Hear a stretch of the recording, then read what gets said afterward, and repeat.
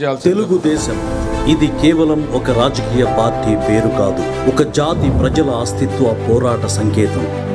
ఒక ప్రాంత ప్రజల ఆత్మగౌరవ ప్రతీక. తమ భాషా సంస్కృతుల పరిరక్షణకు, స్వయం పాలనాధికారాలకు ఉద్యమించిన ఒక చరిత్ర. నేడు ప్రపంచవ్యాప్తంగా వేళ్ళూనుకుని ప్రతి దేశంలోనూ తమ ప్రతిభను చాటుతున్న తెలుగువారి అభివృద్ధికి మూలం తెలుగుదేశం.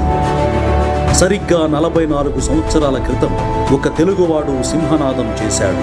రైతు కూలీల రక్తంలో నుంచి, నిరుపేదల కన్నీటిలో నుంచి, కష్టజీవుల కంటి మంటల్లో నుంచి, అన్నార్తుల అక్రందనలో నుంచి పుట్టింది ఈ తెలుగుదేశం. ఆ తెలుగు సింహమే ఎన్టీఆర్. కేవలం పార్టీ పెట్టిన 9 నెలల్లోనే అధికారంలోకి వచ్చిన ఎన్టీఆర్ పాలనతో తెలుగునాట సంక్షేమ పర్వం ప్రారంభమైంది.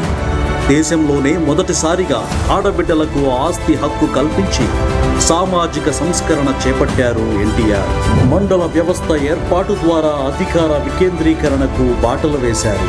మొదటిసారిగా వృద్ధులకు, వితంతువులకు 30 రూపాయల పింఛను అంటూ పేదలకు సామాజిక భరోసా అందించిన మానవతావాది ఎన్టీఆర్.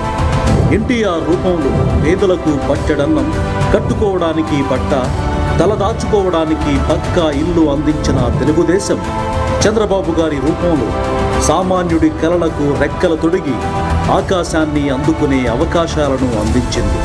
పాలనలో సాంకేతికతను ప్రవేశపెడుతూ దేశంలోనే మొట్టమొదటిసారిగా ఈ గవర్నెన్స్ కు నాంది పలికిన చంద్రబాబు గారు ఆంధ్రప్రదేశ్ విజన్ 2020 పేరుతో ఓ దార్శనిక పత్రాన్ని చంద్రబాబు గారు విడుదల చేసినప్పుడు ఆ మాట విని నవ్విన వారికి సమాధానమే సైబరాబాద్. హైటెక్ సిటీ ఒక అంతర్జాతీయ సంచలనం.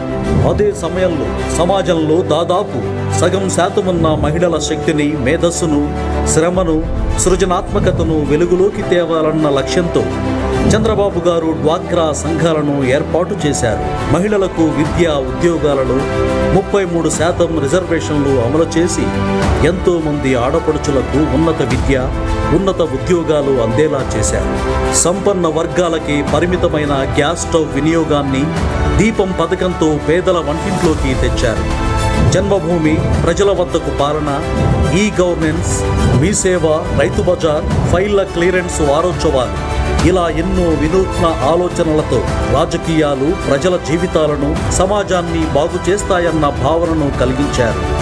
చంద్రబాబు గారి హయాంలో వేల కొద్దీ ఐటీ ఉద్యోగాలతో పాటు వేల కొద్దీ ప్రభుత్వ ఉద్యోగాలు కూడా యువతకు అందివచ్చాయి. అందుకే జాతీయ రాజకీయాలలో సైతం నిర్ణయాత్మక శక్తిగా ఎదిగి ప్రధానులు, రాష్ట్రపతుల నియామకాలలో కీలక పాత్ర పోషించింది తెలుగుదేశం పార్టీ. నాటి నుంచి నిన్నటి 2024 ఎన్నికల్లో 93% స్ట్రైక్ రేటుతో మరో చారిత్రక విజయం సాధించే వరకు పార్టీ సాధించిన ప్రతి విజయం వెనుక కార్యకర్తల కష్టం ఉంది. పార్టీ కార్యకర్తల కోసం ప్రత్యేకంగా ఒక సంక్షేమ విభాగాన్ని నెలకొల్పిన మానవతావాది లోకేష్ గారు తెలుగుదేశం పార్టీలో 3వ తరం నాయకుడిగా ఆయనలో యువ ఉత్తేజంతో పాటు నిలకడగా, లోతుగా ఏ సమస్యనైనా మానవతా దృక్పథంతో ఆలోచించే పరిణితి ఉంది. ఇటువంటి నాయకుల చేతిలో తీర్చిదిద్దబడిన తెలుగుదేశం పార్టీ తెలుగువారి జీవనంలో ఒక భాగమైపోయింది అంటే అతిశయోక్తి కాదు.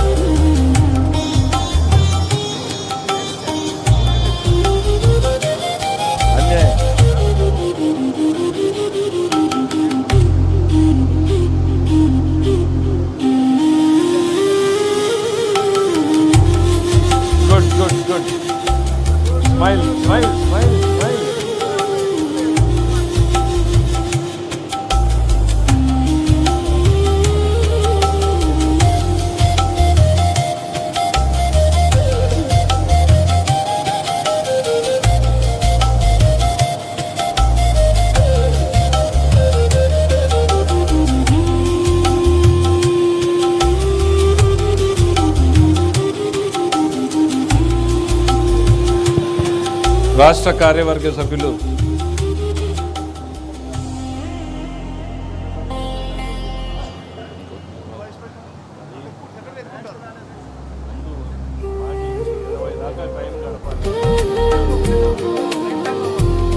అందరూ ఒకేసారి కాకుండా ఒక లైన్ తర్వాత ఒక లైన్ రండి. దయచేసి వెనకనుగాలు వేదిక మీ స్థానాల్లోనే ఆసీనులు కండి. ముందు క్లియర్ అయిన తర్వాత మళ్ళీ మీరు వద్దరు.